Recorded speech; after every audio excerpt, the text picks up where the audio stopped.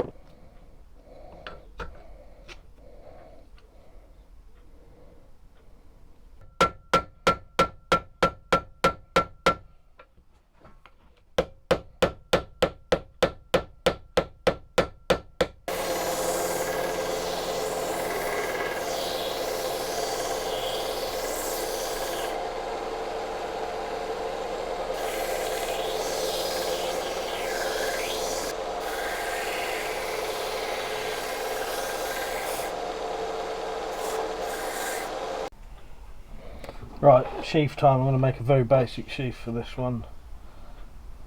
So yeah, that should do that. Quite a thick knife, so I'm going to leave quite a gap. That should do. I may have to put one more layer of this on actually. But yeah, this is just sort of homemade leather essentially, so it's not going to be very good. But yeah, we'll do for this. So yeah, I'll just carry on. And then the next bit you'll see is me stitching it up.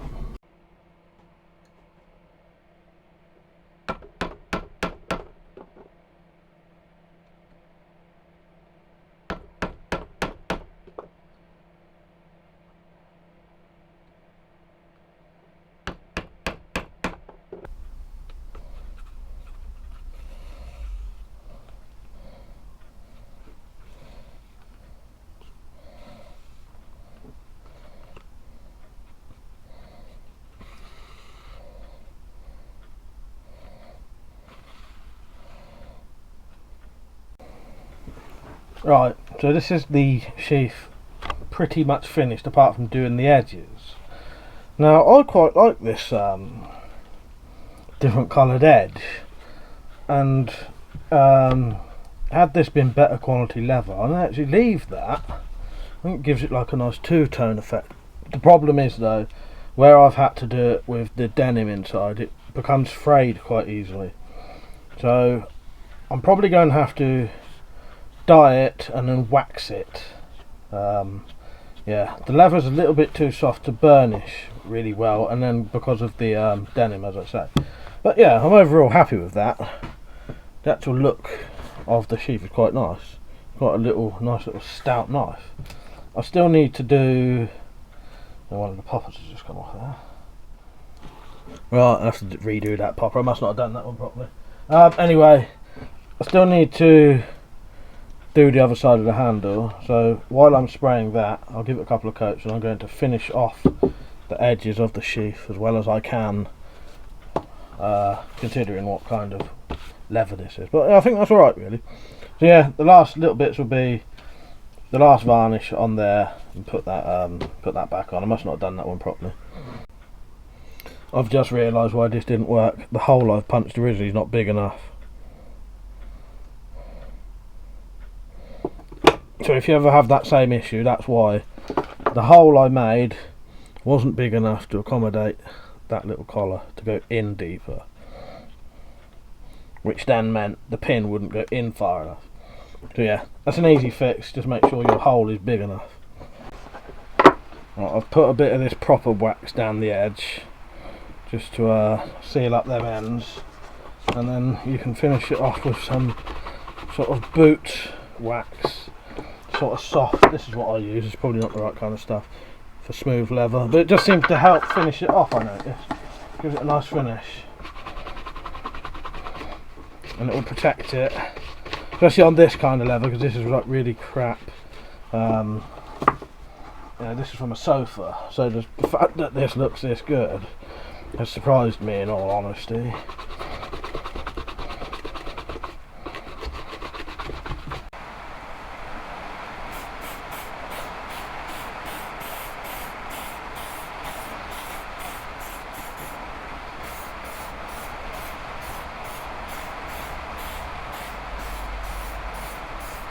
Right, so there's the finished product, and in all honesty, that's actually came out a lot nicer than I thought it would.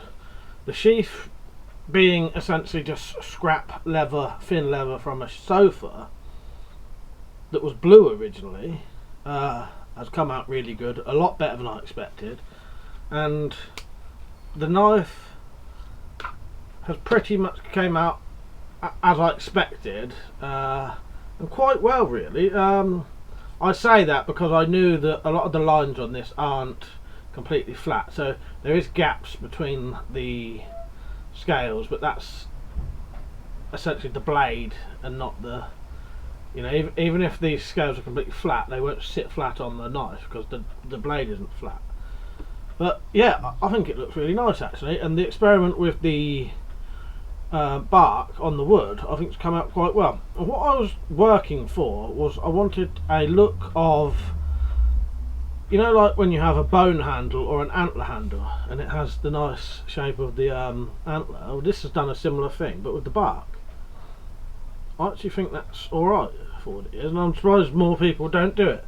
I know why they don't, because a lot of the time the bark will come off of wood, but whatever wood this is, the bark is reasonably well on it, and you can just glue it back on anyway. You can essentially take the bark off, glue it back on. Yeah, from what I was expecting of that knife, it's come out quite well. It's got quite a chunky handle. I wouldn't normally have a handle that wide, but if I didn't, you wouldn't really get to see the wood and the bark. So what I'll do now is I'll do some close-up pictures or a indoor HD video with a light on, so you can see this a little bit better. So yeah, there it is. There is my medieval wrought iron peasant's knife, bushcraft knife, I suppose. Everyday knife. Right, there it is. Don't forget to view the rest of the video. Cheers for watching, everyone. See you later.